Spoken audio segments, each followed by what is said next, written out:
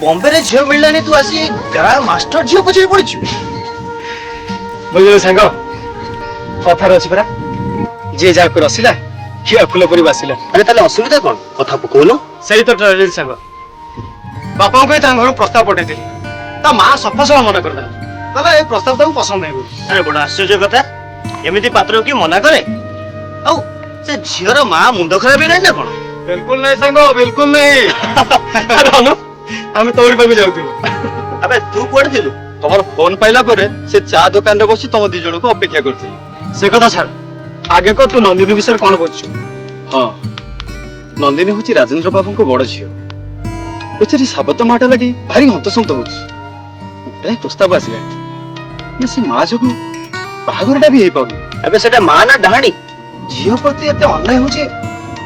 तो बापा किछ कहू ना दे कहबा कोन स्त्री रो कोहाटा सुने बेचारा कबाटा किली घर भीतर पसी जा झियोडा भारी हैरान होतो